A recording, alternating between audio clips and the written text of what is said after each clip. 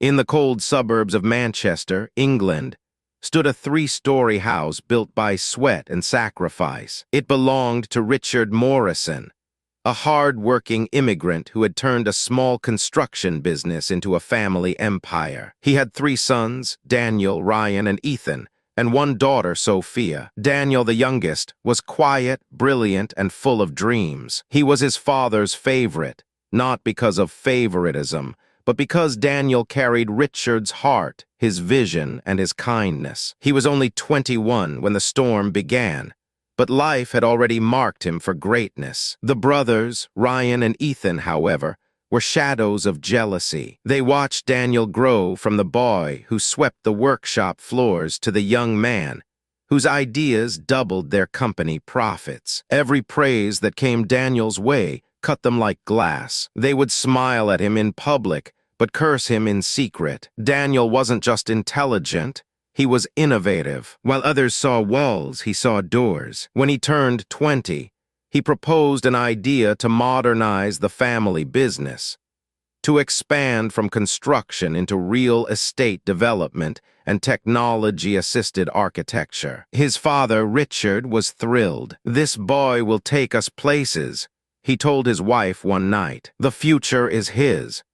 That single sentence was enough to plant the seed of hatred deeper in Ryan and Ethan's hearts. To them, Daniel was becoming a threat, the golden child who would inherit everything, leaving them with nothing but the dust of their father's empire. And when Richard fell sick, things worsened. In the hospital ward, before his final breath, the old man held Daniel's hand and whispered, "Never stop believing in your dreams. Keep this family together no matter what happens."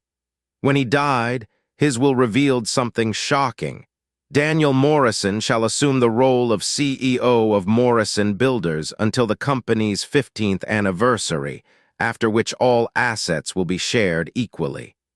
To any fair person, this was balanced, but to Ryan and Ethan, it was betrayal from the grave. "How can he lead us? He's just a boy," Ethan shouted. Ryan's eyes burned. "That company should have been mine." Sophia tried to calm them, but it was too late. Envy had become their god. It started with rumors. Ryan began whispering lies about Daniel's mismanagement. Ethan accused him of stealing company funds. Within months, Daniel's reputation was smeared across the business world. Clients withdrew, contracts collapsed, and the board began questioning his leadership. Then came the trap. One evening, Ryan called Daniel to meet a supposed investor in London. Daniel, ever trusting, went without hesitation, but when he arrived, there was no investor, only betrayal waiting in the shadows. Two men jumped him, beat him, and threw him into a van. Hours later, he woke up in a cold, dim warehouse near Liverpool docks. His phone was gone. His clothes were torn. He could barely move. Then Ryan walked in, with Ethan behind him. "Why are you doing this?" Daniel asked weakly. Ryan smirked. "You always thought you were better than us. Dad's favorite, the genius, the savior. Let's see if your genius can save you now." Ethan hesitated. "Ryan, maybe this is too much." "Shut up," Ryan snapped. "He'll be fine. We're just teaching him a lesson." But it was no lesson. It was a transaction. They sold Daniel's shares in the company to a corrupt associate for a fraction of its worth. Then they forged his signature, created false documents, and framed him for embezzlement. Within days, news broke out. Young CEO Daniel Morrison charged with financial fraud and company sabotage.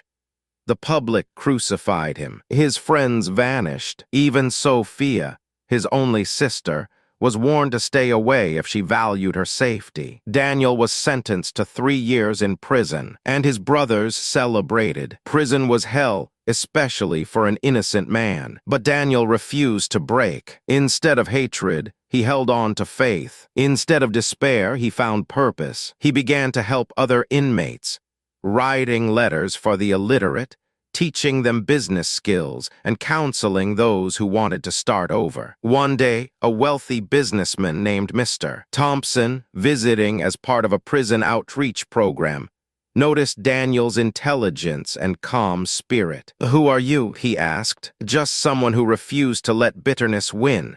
Daniel replied. "Mr. Thompson smiled. When you get out, look for me."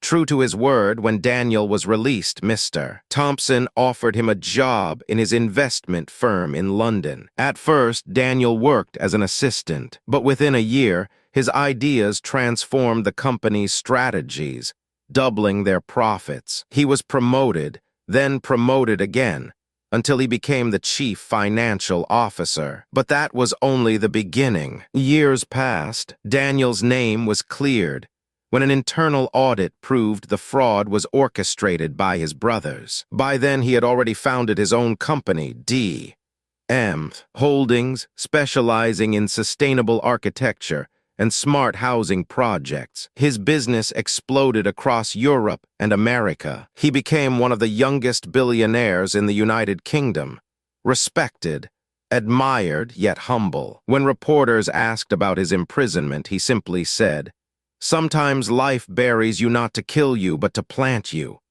Still, he carried one unresolved ache, his family. He had forgiven his brothers in his heart, but he wondered if they had changed. That answer came sooner than expected. Years after Daniel's rise, Morrison Builders, once a family giant, began to crumble. Bad leadership, corruption, and reckless spending had drained the company dry. Ryan and Ethan's empire was collapsing. One by one, their properties were seized. Investors pulled out. Workers protested unpaid salaries. Finally, in desperation, they heard of a firm buying out struggling construction companies, D.M. Holdings. Not knowing Daniel was behind it, they applied for assistance, hoping for a miracle. When the appointment day came, they walked into the grand London office, nervous and humbled. As they entered the boardroom, they froze. Sitting at the head of the table was Daniel Morrison,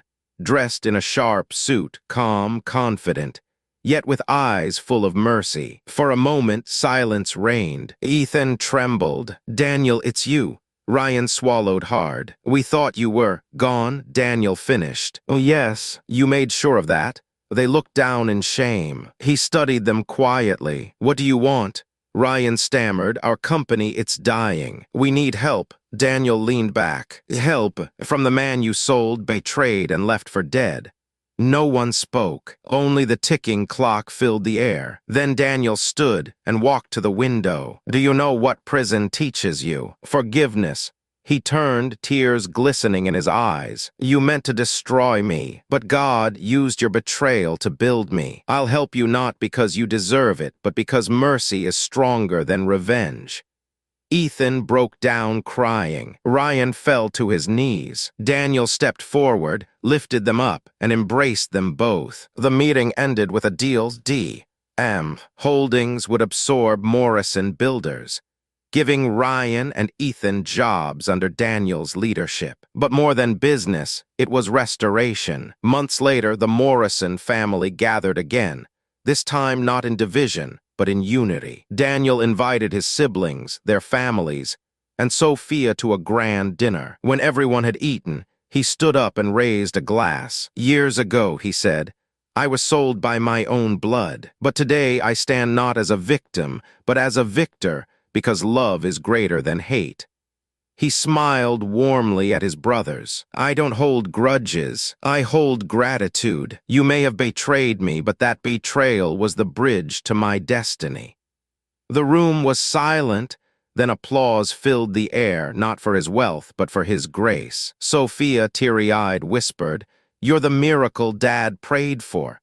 And Daniel knew she was right. Daniel later established a foundation for ex-convicts, helping them rebuild their lives and start new businesses. He often told them, "The stone the builders rejected can still become the cornerstone." His story spread worldwide, from podcasts to documentaries, inspiring millions. But to him, it was never about fame. It was about faith. He had learned that sometimes life's deepest betrayals are divine setups for elevation, and that forgiveness isn't weakness, it's freedom. One betrayal is not the end, It's often the beginning of transformation. Sometimes those who hurt you are the same ones who unknowingly push you toward destiny. 2. Forgiveness is the highest victory. Daniel's strength wasn't in revenge, but in mercy, proving that peace heals deeper than payback. 3. Never let your pain poison your purpose. What you go through can either make you bitter or make you better. The choice is yours. 4. God's timing is perfect, even when life seems unfair. Every setback can be a setup for elevation. 5. Integrity will outlast deceit. Lies may win for a season, but truth always triumphs in the end. Final call if this story touched your heart, if it made you believe again in forgiveness, purpose, and divine destiny. Subscribe now to read more life-changing, faith-inspired international stories like When My Brother Sold Me. Stories that remind us that even in betrayal, God is still writing a greater ending.